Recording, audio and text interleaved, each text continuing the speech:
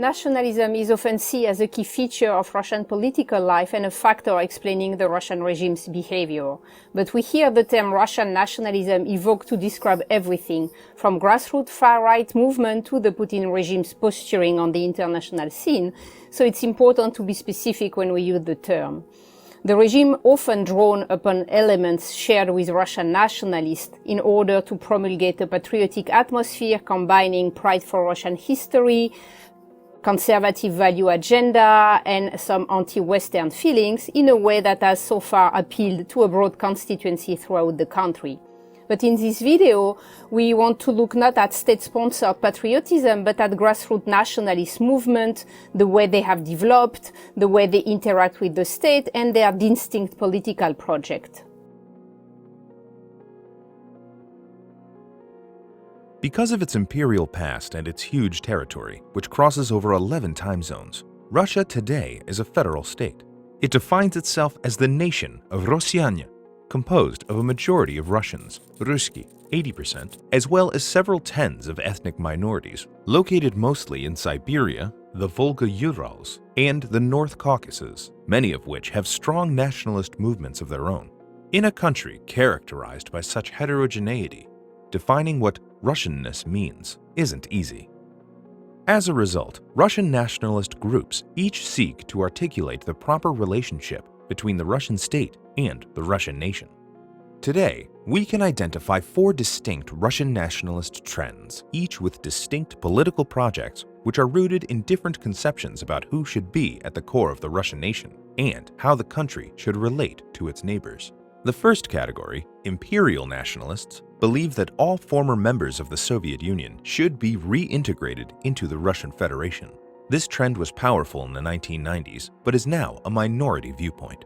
The second category, ethnic nationalists, push for a more narrow and ethnocentric vision of the Russian Federation, possibly joined by other Eastern Slavic countries, but separate from the North Caucasus. While members of this group still exist, it has been on a general decline in recent years and isn't particularly active today. More popular than imperial and purely ethnic nationalism is a third category, Eastern Slavic nationalists, who emphasize the historical connections between Eastern Slavic peoples. They maintain that the Russian Federation should be expanded to incorporate Eastern Ukraine, Belarus, Transnistria, and Northern Kazakhstan. This form of nationalism has been bolstered in particular by the prestige of its famous supporter, Alexander Solzhenitsyn, and has several proponents among Russia's political elites, including the historic leader of the Rodina Party, Dmitry Rogozin. The fourth and most mainstream form of Russian nationalism is commonly referred to as Rossiyski nationalism. While it doesn't aspire to alter the borders of the Russian Federation, it does support xenophobic attitudes towards foreign labor migrants from Central Asia and the Caucasus, as well as towards ethnic minorities in the North Caucasus. It is supported by part of the Russian elite, as well as by members of the opposition, including the well-known opposition activist Alexei Navalny.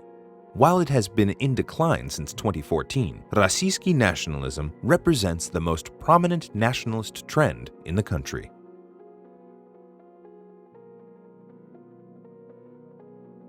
Another important axis along which we can divide and categorize Russian nationalist movements is their position towards the ruling regime and existing state structures. During Soviet times, Russian nationalists were split between those who believed that the Soviet Union was undermining the survival of the Russian nation and those who believed that it was an imperfect but nonetheless valuable vessel of Russian imperial dominance.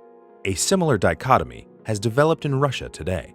The first category, full opposition nationalists, includes those who are in full opposition to the state, including radical far-right groups, skinheads, neo-Nazi cells, and third-way movements, such as the National Bolsheviks. The second category, mid-opposition nationalists, involves a more tempered opposition to the state. This category includes groups such as the Pro-Novorossiya movement, which aims to unify the territories currently under the control of pro-Russian separatists in Ukraine, and their leaders, such as Igor Strelkov. While their vision of Russian nationalism is too radical for state structures, they are nonetheless still allowed to operate without repression. The third group, statist nationalists, which includes the infamous geopolitical commentator Alexander Dugin, Communist Party leader Gennady Zyuganov, and the far-right Liberal Democratic Party leader Vladimir Zhirinovsky promotes nationalist values that sometimes compete with the Kremlin, while at other times benefiting from official recognition. As a result, they are largely in alignment with and frequently co-opted by the ruling regime. The final set of actors, official nationalists, includes those who have official status within Russian state structures, including acting as ministers, deputies, and members of the presidential party United Russia. These individuals often act as liaisons between state organizations and grassroots nationalist movements. They include the former Deputy Prime Minister of Russia, Dmitry Rogozin, and the former parliamentary representative, Natalia Narochnitskaya.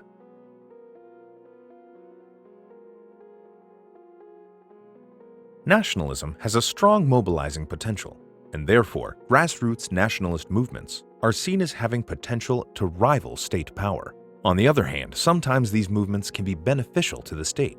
As a result, the Kremlin has worked extensively to find ways to bring Russian nationalism under its control.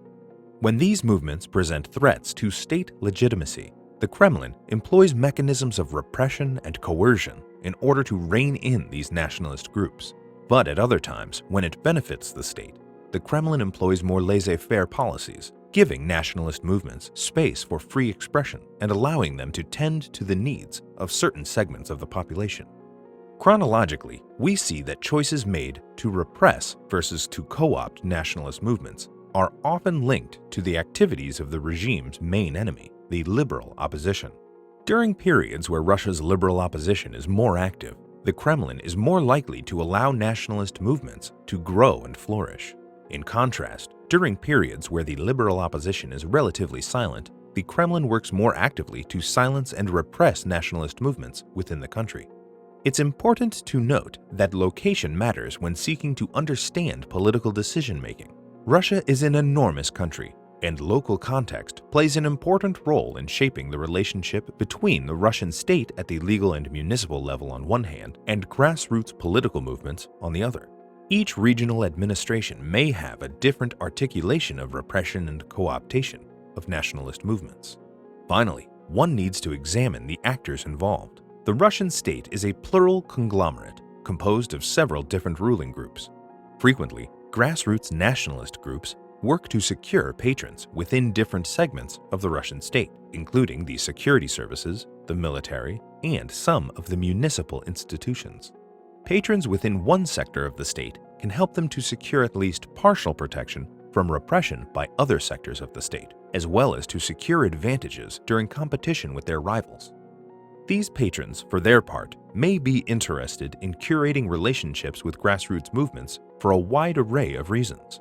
These include personal friendship with activist leaders, faith in the legitimacy of popular, patriotic self-defense, desire for the rise of private paramilitary groups, and even securing a means of influence over other competitors or opponents within the Kremlin's political ecosystem.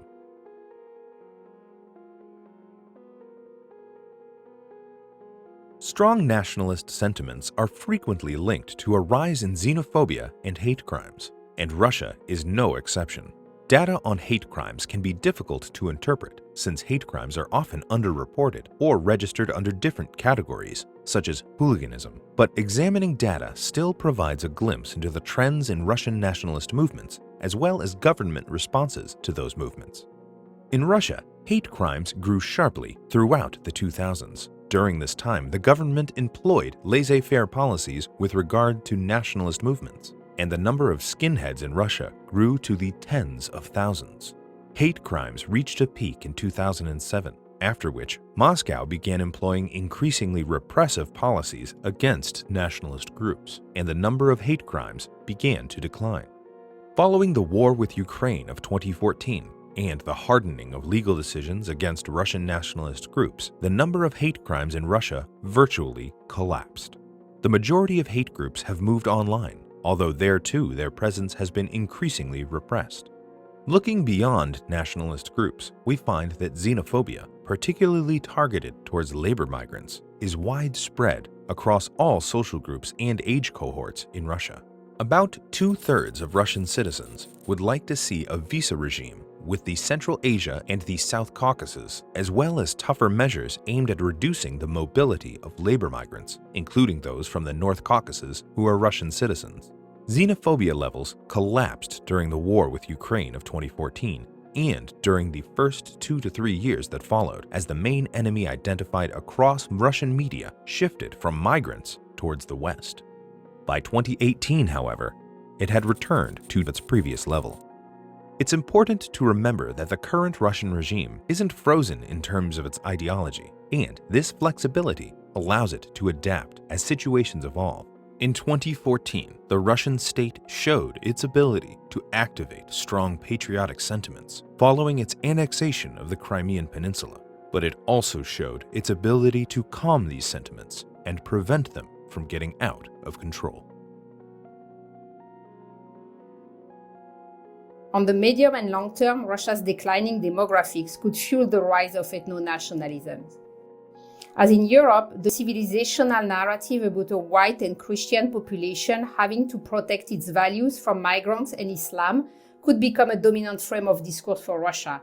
But such a narrative would first have to be accommodated by the political leadership and would therefore dramatically change the relationship between Moscow and Muslim republics. How might the likely growth of grassroots nationalism, shaped by xenophobic feelings, interact with the regime's very ambiguous quest for a more definitive ideology in the near future? Well, one of the most plausible scenarios is the rise of a figure inside the Russian political establishment who would be capable of preventing the polarization of Russian nationalists into an anti-regime movement, someone who could co-opt nationalist slogans and leaders to channel the official narrative toward a more state-controlled nationalism. Whoever succeeds in capturing the potential for mobilization of Russian nationalism, once in power, will have to maintain the Russian state at the cornerstone of this Russian nationalism. He or she will have to avoid a narrow focus on ethno-nationalism that would destroy the unity of the country, while preserving the storyline that Russia is a great power with the right to influence the future of the entire Eurasian region.